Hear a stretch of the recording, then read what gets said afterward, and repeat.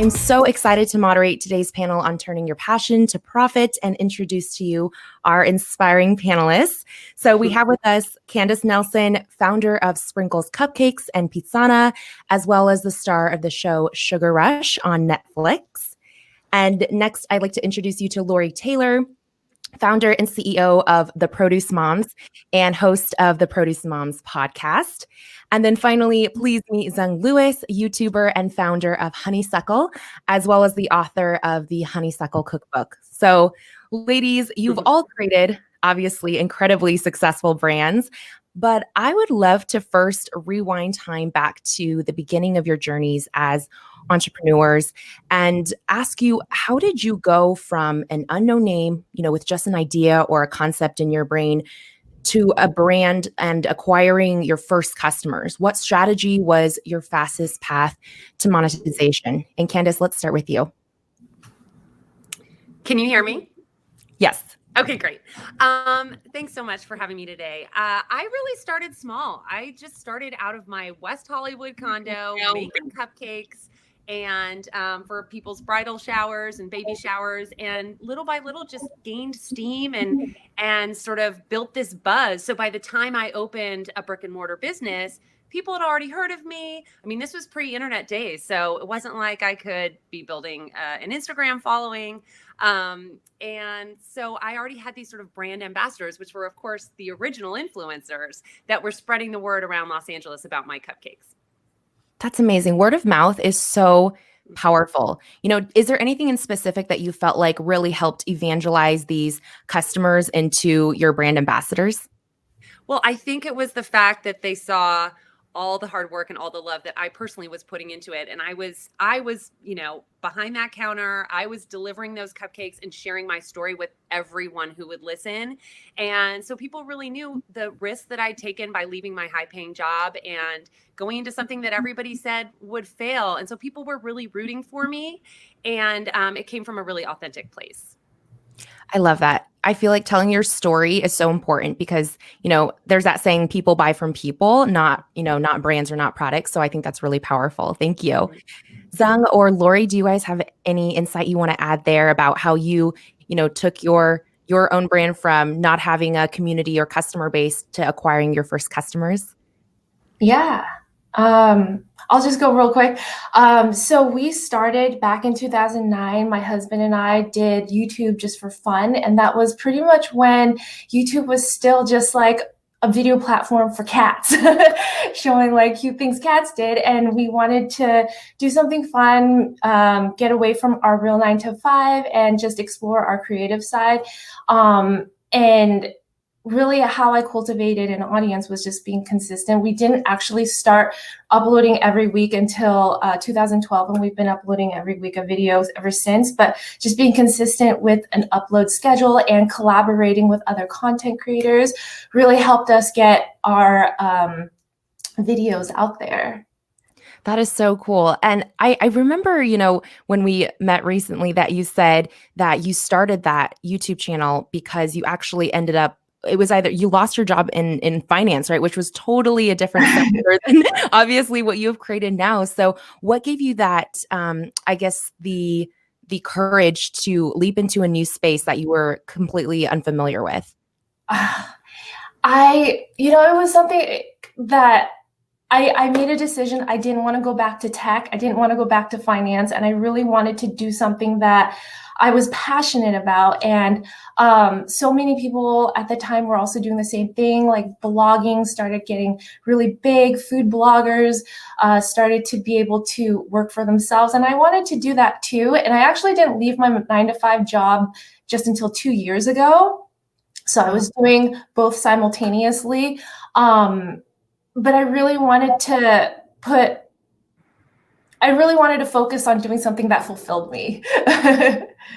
That's amazing. I love that. I really think that, having purpose in the work that you do and seeing how it makes an impact on people makes all the difference in the world, right? Absolutely. Awesome. Lori, what about yourself? Do you have any tips on, monetization and how you got your first customers in through the door? Yeah, I mean, the biggest thing is stay true to your mission. and sometimes staying true to your mission will actually make the pathway to monetization a little bit more tedious. You don't want to just become someone who's shill and will, take whatever money or check comes your way. You have to make sure that what you're doing has purpose. And at the Produce Moms, I sold fresh produce for over 10 years to 300 grocery stores throughout the United States. And when I was sitting at the sales desk, I realized there's not a comprehensive destination for a mom like me to go and learn more information about just the produce department.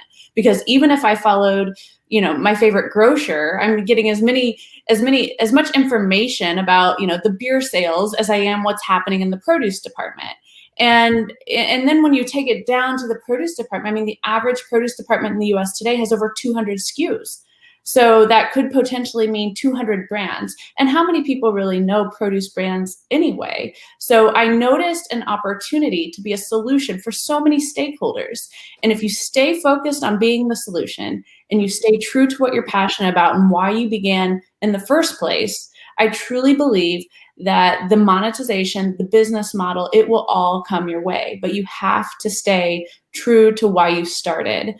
And the reason why we start this, I think all the women on this panel can agree with me. The reason why we start this is not to make the money. The reason you start this is because of the passion, and the money follows. Mm-hmm. That's such a good point, Lori. I could not agree with you more on, really looking at how can you be a problem solver? How can you show up and create solutions for people and identify something that the market is missing? That's brilliant. I'm curious for all of you, what was your first big investment that you made in your business? I know for a lot of people, that's a really scary step to make, whether it looks like investing in, resources like tools, programs, coaches, or whether it looks like hiring someone, outsourcing something. So tell us about your first big investment. And if it was a team member, how did you decide who your first hire is? And Dzung, go ahead if you would like to start with that. So since we started the channel, it's always just been Nate and I. Nate does the job of like 10 people behind the scenes, the production crew, and I develop the recipe. I'm the on-camera person, and then I do all of the Instagram and social stuff. As our family grew, we have 2 young kids right now. We decided we also want to continue expanding our business into like a vlogging vertical. So we also have a second channel, and that's when we decided to outsource and hire our first editor to help Nate with the editing, because that's the biggest time suck. And the reason why we decided to do that was because we sat down and looked at what was really taking up the most of our time. And it wasn't like creating the content, it wasn't filming, it was editing, because an hour worth of filming might take almost 8 hours of editing for him. And it was just really hard on us because I would be with the kids all day. We don't have help with the kids either, but that would be my second hire. But yeah, we have Kelly on board to help us with the editing of the second channel. And it's really helped us tremendously with expanding the way we want to. That's such a great hire. Do you feel like freeing up your time to focus on the tasks that I guess only you and Nate can do, or that you're the best at, has really exponentially grown your channels and your business over the last year? We actually just started a month and a half ago. So that's exciting. Congrats. Then we're seeing a lot more efficiency. So that we could continue to film. And I feel like we have been putting out more content lately too. So I would say yes. That's awesome. What about you, Lori? Have you, hired someone on your team before, or what was your first big investment that you made into your business? So Ellen, the first big investment I had is really what I think sets my entrepreneurial story apart from so many. I actually had to buy my idea. I had to buy the Produce Moms. It all started as work for hire. So I paid more for my idea and the Produce Moms than I did the home my family and I lived in. It was my huge entrepreneurial leap. So that was hands down my biggest investment. When I became the owner of the business, obviously I had a lot to pay off, with the acquisition of it. But it was about a year into owning my own business where I hired someone. She was actually the gal Kristen. She still works with us today. She helped me set up the Pinterest page the day I pitched the Produce Moms at Indie Fruit, where I formerly worked. I met up with her just, for friendship that night. And she said, "Oh, you need to be on Pinterest." And it was back in the day when Pinterest required an invite. So she invited me to Pinterest. And then that next day I set up the Facebook page. She was the first fan of the Produce Moms Facebook page. And still today, she's a dynamic and integral part of what we do. And she takes care of, she's morphed, wears a lot of hats, like all small operations. I mean, I can really relate to what the others have said. But truthfully, Kristen she's the one who keeps things going with our clients. So important, making sure that our contracts are fulfilled and just really serving as that client relations specialist. That's amazing. And I think it's so cool that she's stuck with your team and evolved into different roles over time. How did you, kind of work together to create that role that really spoke to her interests and her skill sets as your business continued to grow? You have to ask the people that are willing to be part of your passion. You have to ask them what they want to do. How can they be as equally fulfilled as you are as the entrepreneur, building this dream? How can the team around you be as satisfied as you are every day? And, still today, we started that practice where I essentially let my team audit me. We every year we have a strategic planning meeting. And we bring in a moderator, and we allow the team to identify what their goals are, what they like, dislike, want to change as we plan for the coming years. And I think it's really been extremely beneficial to our culture and our ability to build this small but mighty venture at the Produce Moms. That's so brilliant. And I love how you really model humble leadership by, recognizing that we all have areas that we can improve in and allowing your team that safe and open dialogue to be able to communicate that with you. So that's very admirable. Candace, for yourself, what was your first big investment in your business or your first hire, and why? Well, I mean, my business is a little different with Sprinkles because it was a retail business. So obviously the lease, and we actually had to pay key money to buy another business out because it was a really tight real estate market at the time. But just to kind of keep with the theme here, my first hire was a head baker, because I was making all the cupcakes all day long. And when I tell you, like, sleeping on the bakery floor with an apron wadded up as a pillow like that, it was insane, the hours. And so it literally was out of desperation. I didn't want to hire a baker. I was so scared because there aren't that many barriers to entry in what we did. I mean, anyone can open a cupcake shop, and a lot of people ended up doing just that. So it was really the recipes that were the only thing that kept, Sprinkles from being Sprunkles down the street. And so we checked all his references, but we hired him off Craigslist. We had no idea who this guy was. He could have been an axe murderer, but we did all the research we possibly could, checking the references. But at the end of the day, it was really a leap of faith, and it ended up being the best hire ever. He was our head baker for a decade, and the most trustworthy individual, hardworking individual. But yeah, I mean, a lot of those, you plan, and you try to control, but at the end of the day, you kind of have to go with your gut so much with running a business. That's amazing. I was literally just about to ask you, like, how did you know, finding someone off Craigslist, whether or not they were a reliable individual? But I think you answered it so perfectly there. Sometimes your intuition, your gut is strong, and it just knows, and you got to trust yourself. So That's awesome.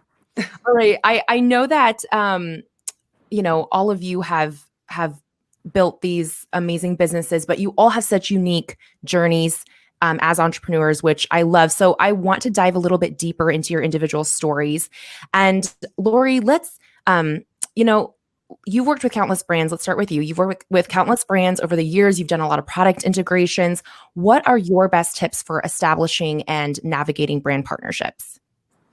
Well, similar to how my previous remarks, any partnership, any brand that you align with must be a brand that aligns with your broader why and mission. So rule number one in brand partnerships is make sure that whoever is joining your company and that you're serving as an ambassador for, it must be mission aligned. And then the next thing that I'm going to say is actually advice that came my way when I purchased the Produce Moms and found myself with 6 figures of acquisition debt, a $4,000 check from USA Pears, and a lot of confidence that more work would come. And that advice was, greed is the number one thing that kills business deals. It's the number one thing that kills business partnerships, and the spirit of giving will yield the most. It's a magnetic force in business. And I think that that's something to keep in mind as you go down the path of monetizing your effort. And I don't know. I mean, you can do it. Okay. So like in 2013, I was at BlogHer Food in Austin, Texas. No one knew me, including the people at Dole. I stopped at the Dole booth and I'm like, hi, I've got this blog that just dropped. And they had never heard of it. And here I am today speaking to you all. And to date, the Produce Moms as a business has worked with over 122 brands of the fresh produce department. I don't think there's an agency or a platform that can say that. And most people don't even realize that there's 122 brands in produce. But anyhow, you can do it. And I think that the biggest thing is don't get greedy, stay mission aligned, and at the same time, know your worth. You should never give away what you're doing. There's always a value, and you set the tone for how people are going to respond and respect your work.